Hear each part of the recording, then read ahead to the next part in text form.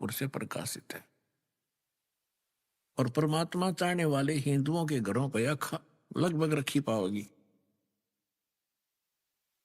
ये है संक्षिप्त श्रीमद देवी भागवत सचित्र मोटा टाइप, केवल हिंदी, हनुमान प्रसाद पोदार, चमनलाल गोस्वामी, और गीता प्रेस गोरखपुर से प्रकाशित है।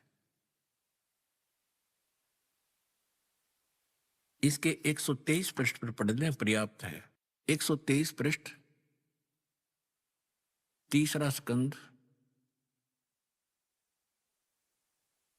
संक्षिप्त देवी भागवत।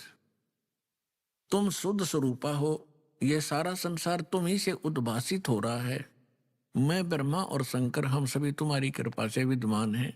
हमारा आविर्भाव माने जन्म, तिरोभाव माने मृत्यु हुआ करता है। हमारा तो जन्म मृत्यु होता है, केवल तुम ही नित्य हो, जगत जननी हो, प्रकृति और सनातनी देवी हो।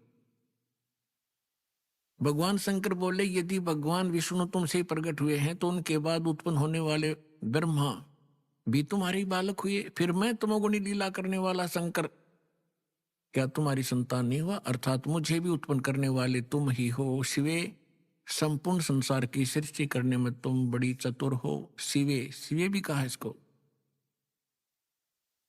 इस संसार की सृष्टि, स्थिति और संहार में तुम्हारे गुण सदा समर्थ हैं। उन्हीं तीनों गुणों से उत्पन्न हम, तीनों गुणों, रजगुण ब्रह्मा, सतगुण विष्णु, तम गुण शिव जी, उन्हीं तीनों गुणों से उत्पन्न हम ब्रह्मा, विष्णु एवं शंकर नियमानुसार कार्य में तत्पर रहते हैं।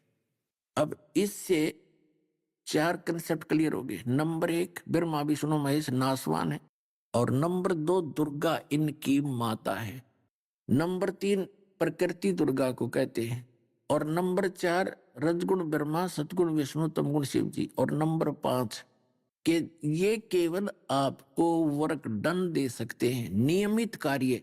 जैसे आपके नियमित में, आपके संस्कार में दुख है तो दुख मिलेगा, सुख है तो ये सुख दे देंगे, इसमें कोई परिवर्तन नहीं कर सकते।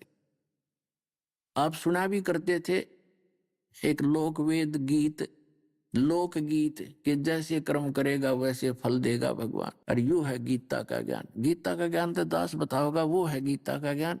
तो ये भगवान इतने ही थे, ये जैसा कर्म करा है वैसा ही दे सकते हैं। लेकिन यदि हमारे संस्कार में दुख है और वो दुख है निवारण नहीं हुआ, तो भक्ति में रुचि कैसे बनेगी प्राणी की? वो भक्ति कर ही नहीं सकता।